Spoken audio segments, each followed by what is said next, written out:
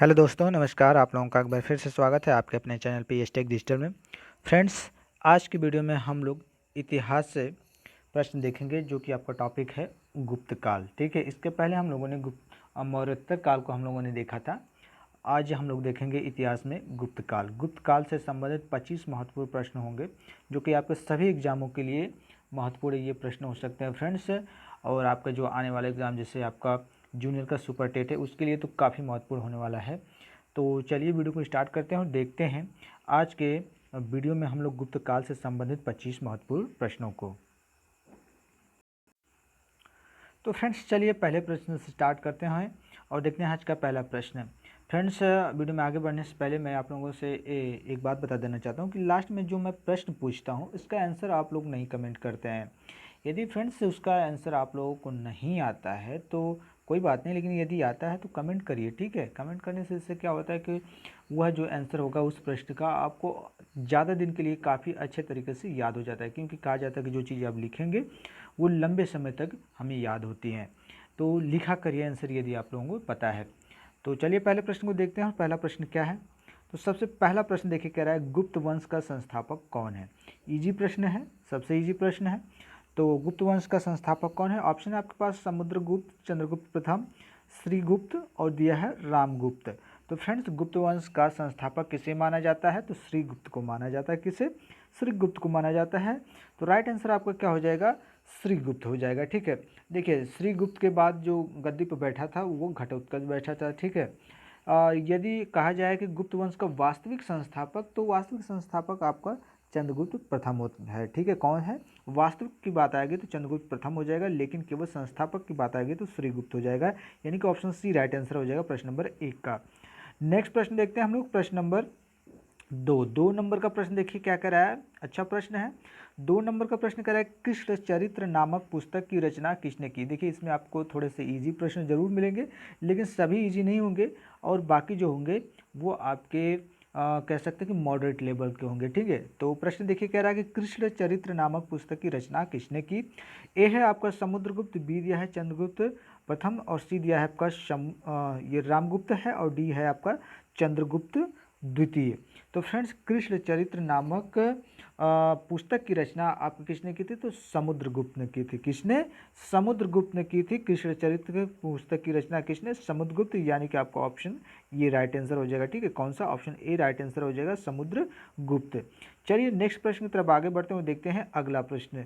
प्रश्न number 3 number का प्रश्न देखिए कह रहा है कि भारत का नेपोलियन किसे कहा जाता है। भारत का नेपोलियन किसे कहा जाता है?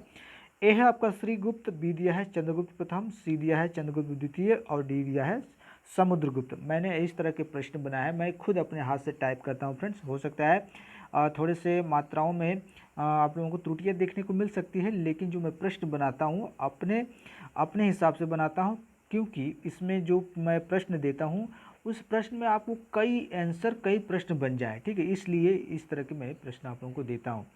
तो प्रश्न नंबर 3 देखिए कह रहा है कि भारत का नेपोलियन किसे कहा जाता है। देखिए ऑप्शन है आपके पास श्रीगुप्त, बी दिया है चंद्रगुप्त प्रथम, सी है आपका चंद्रगुप्त द्वितीय और डी दिया है समुद्रगुप्त। तो सभी लोग जानते हैं कि भारत का नेपोलियन किसे कहा जाता है? तो समुद्रगुप्त को कहा जाता है। किसे कहा जाता है? समुद्रगुप्त को कहा जाता है भारत का नेपोलियन। देखिए क्यों कहा जाता है? क्योंकि इसने बहुत सारे अभियान किए थे जिसमें इसको सफलता मिली थी। इन्हीं कारणों की वजह से जिसमें इसको क्या मिली थी? विजय मिली थी। इन्हीं कारणों से विसेंट स्मिथ, ठीक है, कौन? Vincent Smith. ठीक है, विसेंट स्मिथ ने इन्हें क्या कहा था? भारत का नेपोलियन कहा था। किसने कहा था? Vincent Smith. देखिए ये भी प्रश्न पूछ सकता है कि किसने भारत का नेपोलियन समुद्रगुप्त को कहा था? तो विसेंट स्मिथ। ठीक है, याद रखिएगा, विसेंट स्मिथ समुद्रगुप्त को भारत का नेपोलियन कहा था। यानी कि ऑप्शन डी राइट आंसर हो जाएगा प्रश्न नंबर 3 के लिए। अगले प्रश्न की तरफ आगे बढ़ते हैं, देखते हैं हम लोग प्रश्न नंबर 4 नंबर का प्रश्न देखिए कह रहा है महाराजा धीराज की उपाधि किसकी थी। यानी कि किसने महाराजा धीराज की उपाधि ग्रहण की थी। ऑप्शन है आपके समुद्रगुप्त, बी दिया है रामगुप्त, सी है आपका स्कंदगुप्त और डी दिया है चंद्रगुप्त प्रथम। तो महाराजा धीराज की उपाधि किसकी थी? तो सभी लोग जानते हैं कि ये चंद्रगुप्त प्रथम की थी। किसकी थी? चंद्रगुप्त प्रथम की थी महाराजा धीराज की उपाधि। ठीक है, तो राइट आंसर आपका क्या हो जाएगा? आपका डी ऑप्शन चंद्रगुप्त प्रथम। नेक्स्ट प्रश्न की तरफ आगे बढ़ते हैं, देखते हैं हम लोग प्रश्न नंबर 5। 5 नंबर का प्रश्न देखिए कह रहा है, प्रश्न नंबर 5 कह रहा है किसके सिक्कों पर उसे बीड़ा बजाते हुए देखा गया। बहुत अच्छा प्रश्न, किसके सिक्कों पर उसे बीड़ा बजाते हुए देखा गया है। ऑप्शन है आपके पास चंद्रगुप्त प्रथम, बी दिया है चंद्रगुप्त द्वितीय, सी है स्कंदगुप्त और डी दिया है समुद्रगुप्त। तो किसके सिक्कों पर उसे बीड़ा बजाते हुए देखा गया है। बहुत इजी प्रश्न है और बहुत अच्छा प्रश्न है ये। तो देखिए इसका जो राइट आंसर होगा ऑप्शन डी हो जाएगा समुद्रगुप्त। समुद्रगुप्त के जो सिक्के इसने चलाए थे उसके सिक्कों पर इसे बीड़ा बजाते हुए दिखाया गया है। क्या बीड़ा बजाते हुए दिखाया गया है। इसी कारण से इसे क्या कहा जाता है, कविराज कहा जाता है। क्या कहा जाता है, इसने कविराज, ठीक है, कविराज की उपाधि भी धारण की थी किसने, समुद्रगुप्त ने। क्यों, क्योंकि इसे उसके सिक्कों पर बीड़ा बजाते हुए देखा गया है। तो राइट आंसर आपका क्या हो जाएगा, ऑप्शन डी समुद्रगुप्त। चलिए अगले प्रश्न की तरफ आगे बढ़ते हैं, देखते हैं हम लोग अगला प्रश्न, प्रश्न नंबर 6। 6 नंबर का प्रश्न देखिए कह रहा है गुप्त वंश में सर्वप्रथम चांदी के सिक्के किसने चलाए। बहुत अच्छा प्रश्न, गुप्त वंश में सर्वप्रथम चांदी के सिक्के किसने चलाए थे। बहुत अच्छा प्रश्न है। देखिए आपके पास ऑप्शन क्या है, ऑप्शन ए दिया है आपका समुद्रगुप्त, बी दिया है चंद्रगुप्त प्रथम और सी दिया है चंद्रगुप्त द्वितीय और डी दिया है रामगुप्त। तो इसका राइट आंसर क्या हो जाएगा, तो इसका जो राइट आंसर हो जाएगा आपका ऑप्शन देखिए इसमें जो रामगुप्त है ये राइट आंसर हो जाएगा, यानी कि ऑप्शन डी। रामगुप्त ने क्या किया था, गुप्त वंश में चांदी के जो सिक्के थे सबसे पहले इसी ने चलाया था। किसने, रामगुप्त ने।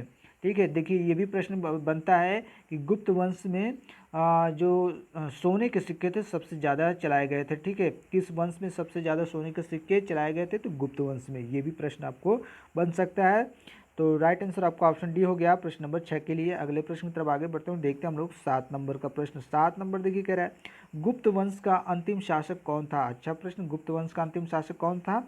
ऑप्शन आपके पास रामगुप्त, बी है आपका समुद्रगुप्त, सी है विष्णुगुप्त और डी दिया है चंद्रगुप्त द्वितीय। तो गुप्त वंश का अंतिम शासक कौन कौन था, तो विष्णुगुप्त था। कौन, विष्णुगुप्त। विष्णुगुप्त गुप्त वंश का अंतिम शासक था। तो राइट आंसर आपका ऑप्शन सी हो जाएगा। चलिए नेक्स्ट प्रश्न को देखते हैं हम लोग, प्रश्न नंबर 8। 8 नंबर का प्रश्न देखिए कह रहा है समुद्रगुप्त ने सर्वप्रथम कौन सी उपाधि धारण की थी। बहुत अच्छा प्रश्न, समुद्रगुप्त ने सबसे पहले कौन सी उपाधि धारण की थी, कविराज, पृथ्वीवीर या परम भागवत या भारत का नेपोलियन। तो फ्रेंड्स देखिए कविराज तो इसे किस लिए कहा गया, कविराज तो जानते हैं क्योंकि इसे बीड़ा बजाते हुए देखा गया था। लेकिन सर्वप्रथम ये जो उपाधि इसको मिली है वह परम भागवत की उपाधि मिली है। ठीक है, परम भागवत की उपाधि समुद्रगुप्त को मिली है। देखिए परम भागवत चंद्रगुप्त द्वितीय की भी उपाधि है, लेकिन पहली उपाधि सबसे पहले जो परम भागवत की उपाधि थी ये समुद्रगुप्त की थी। तो ऑप्शन सी इसका राइट आंसर हो जाएगा। ठीक है, चलिए अगले प्रश्न की तरफ आगे बढ़ते हैं, देखते हैं हम लोग प्रश्न नंबर 9। 9 नंबर का प्रश्न देखिए क्या कह रहा है, प्रश्न नंबर 9। सकारी किसकी उपाधि थी। सकारी, देखिए सकारी किसकी उपाधि थी। ए है आपका रामगुप्त, बी दिया है समुद्रगुप्त, सी है चंद्रगुप्त प्रथम और डी दिया है चंद्रगुप्त द्वितीय। तो सकारी किसकी उपाधि थी, तो ये आपके रामगुप्त। ठीक है, किसकी थी, रामगुप्त की सकारी उपाधि थी। किसकी, रामगुप्त की, यानी कि ऑप्शन ए राइट आंसर हो जाएगा। ठीक है, क्यों इसे ये उपाधि दी गई थी, इसने शकों को पराजित जब किया था तो उसके बाद इसने सकारी की उपाधि धारण की थी। ठीक है, किसने, रामगुप्त ने, इसने जब शकों को पराजित किया था। तो राइट आंसर आपका ऑप्शन ए हो जाएगा प्रश्न नंबर 9 के लिए। चलिए आगे देखते हैं हम लोग अगला प्रश्न, प्रश्न नंबर 10। 10 नंबर का प्रश्न देखिए कह रहा है 10 नंबर कह रहा है कि परम भागवत किसकी उपाधि थी। तो परम भागवत किसकी उपाधि थी, देखिए ऑप्शन पहले देखते हैं किस हिसाब से दिया, फिर इसके बाद देखेंगे कि परम भागवत दो लोगों की थी। तो ऑप्शन देखिए पहले क्या दिया है, चंद्रगुप्त प्रथम, बी दिया है चंद्रगुप्त द्वितीय और सी दिया है समुद्रगुप्त, डी दिया है रामगुप्त। देखिए परम भागवत पूछ दिया तो सबसे पहले जिसने धारण किया था तो उसी को हम राइट मानेंगे। ठीक है, लेकिन देखिए ऑप्शन तो ये भी सही है, लेकिन सबसे पहले जो आता है उसे हम लोग राइट मारते हैं, यानी कि ऑप्शन सी हो जाएगा इसका भी, समुद्रगुप्त। ठीक है, चलिए अगला प्रश्न देखते हैं हम लोग, प्रश्न नंबर 11। 11 नंबर का प्रश्न देखिए, प्रश्न नंबर 11। 11 नंबर देखिए कह रहे चंद्रगुप्त द्वितीय के शासन काल में सोने के सिक्के को क्या कहा जाता था। चंद्रगुप्त द्वितीय का जो शासनकाल था, उसके शासनकाल में जो सोने के सिक्के चलाए गए थे उसे क्या कहा गया? तो देखिए ऑप्शन दिया है आपका रुपयक, बी है कौड़ी, सी है दिनार, या इनमें से कोई नहीं। तो चंद्रगुप्त द्वितीय के शासनकाल में जो सोने के सिक्के चलाए गए थे उन्हें रुपये कहा गया था। क्या कहा गया था? नहीं सॉरी फ्रेंड्स, रुपये नहीं, दिनार कहा गया था। ठीक है, रुपये जो था वो चांदी था। ठीक है, क्या था? रुपये जो था वो चांदी था, और कौड़ी जो था वह तांबे के जो सिक्के होते थे वे कौड़ी होते थे। ठीक है, ये भी प्रश्न बनता है कौड़ी। ठीक है, क्योंकि ये थोड़ा सा डिफिकल्ट नाम लगता है, थोड़ा सा अजीब, तो कौड़ी दे देता है। तो कौड़ी जो था यह कौन से सिक्के को कहा जाता था? तो ये चांदी के सिक्के को कहा जाता था। सॉरी फ्रेंड, तांबे को, चांदी के सिक्के को कहा जाता था रुपये, और दिनार सोने के सिक्के होते थे, और कौड़ी जो थे तांबे के सिक्के। तो राइट आंसर आपका सी हो जाएगा, दिनार। दिनार जो थे यह गुप्त काल में सोने के सिक्कों को कहा जाता था। चलिए अगला प्रश्न देखते हैं हम लोग, प्रश्न नंबर 12। 12 नंबर देखिए, कह रहा है वह कौन चीनी यात्री है जिसे कुड़ के नाम से भी जाना जाता है? वह कौन चीनी यात्री है जिसे कुड़ के नाम से भी जाना जाता है? बहुत अच्छा प्रश्न है। तो ऑप्शन आपके पास फायान, इत्सिंग, वेनसेंग और मेगास्थनीज दिया है।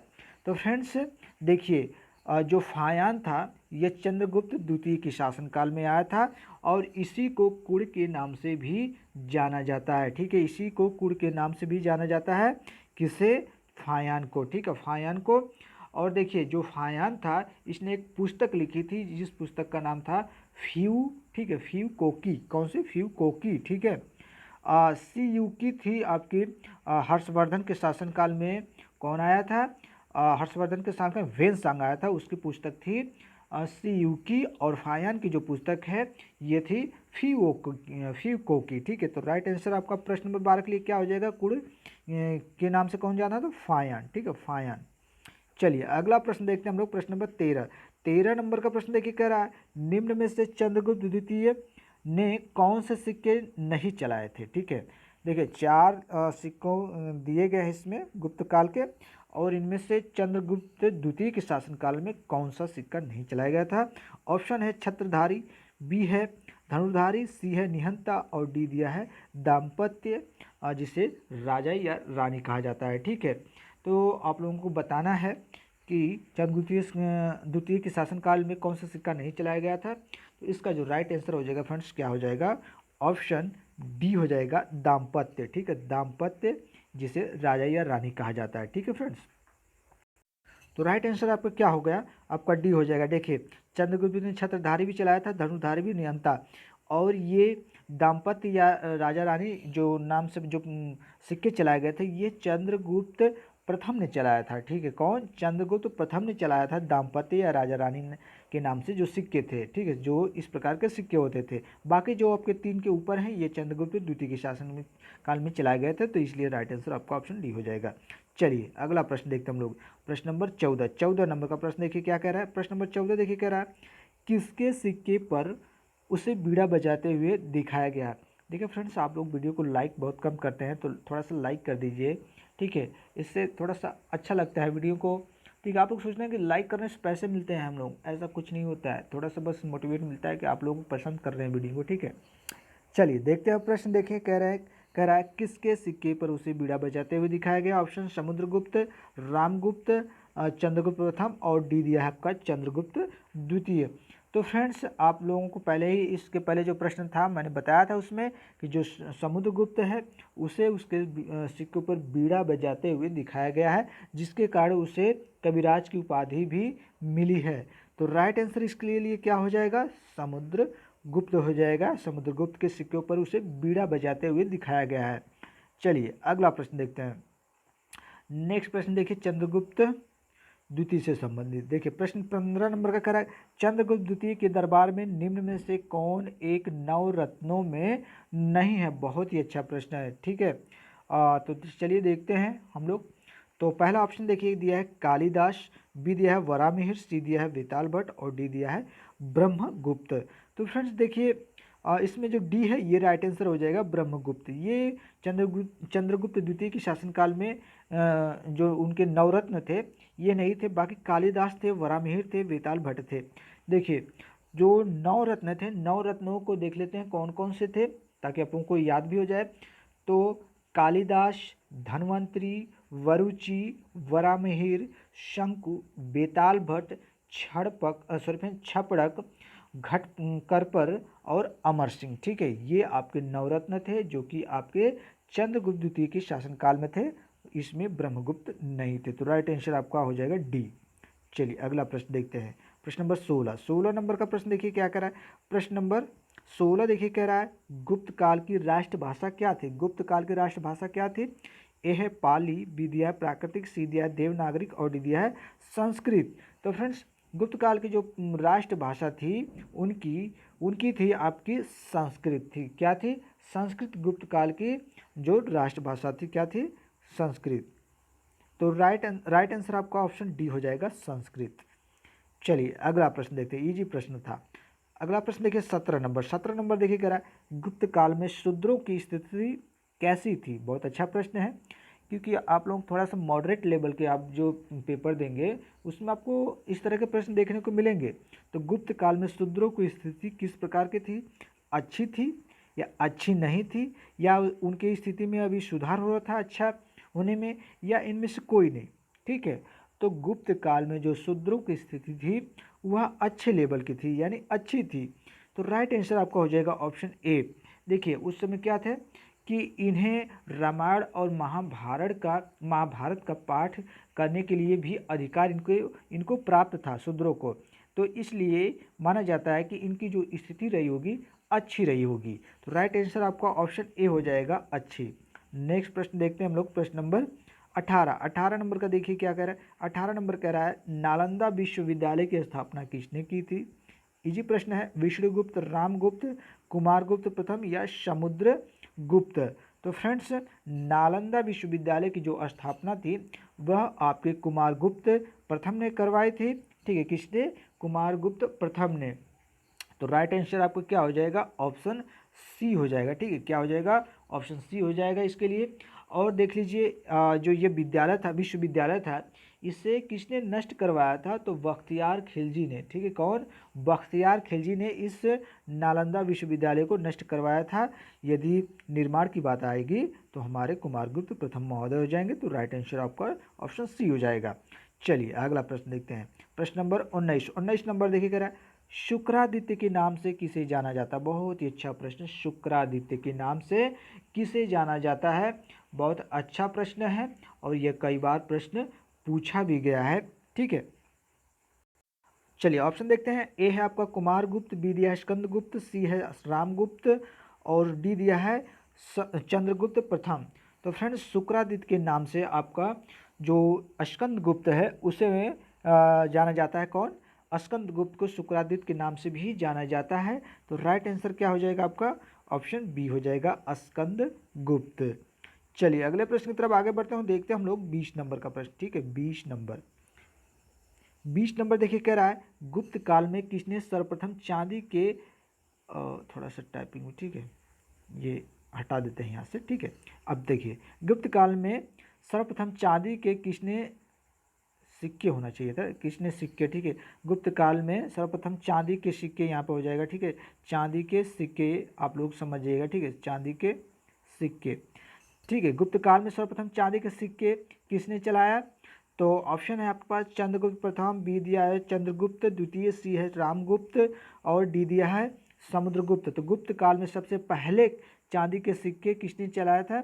बहुत ही अच्छा प्रश्न। तो इसका राइट आंसर हो जाएगा रामगुप्त। ठीक है, रामगुप्त ने चांदी का सिक्का सबसे पहले चलाया था गुप्त काल में। ठीक है फ्रेंड्स, तो राइट आंसर आपका हो जाएगा ऑप्शन सी रामगुप्त। चलिए अगले प्रश्न की तरफ आगे बढ़ते हैं। देखते हैं हम लोग 21 नंबर का प्रश्न देखिए कह रहा है हुडो को सर्वप्रथम किसने पराजित किया। तो हुडो को सबसे पहले पराजित किसने किया था। स्कंदगुप्त ने या समुद्रगुप्त या चंद्रगुप्त प्रथम या चंद्रगुप्त द्वितीय ने। तो सबसे पहले हुडो को पराजित करने वाला था स्कंदगुप्त। ठीक है, और इसी के शासन काल में हुडो ने सबसे पहली बार आक्रमण भी किया था। तो सबसे पहले इसी ने पराजित भी किया था। ठीक है, तो राइट आंसर क्या हो जाएगा ऑप्शन आपका ए हो जाएगा स्कंदगुप्त।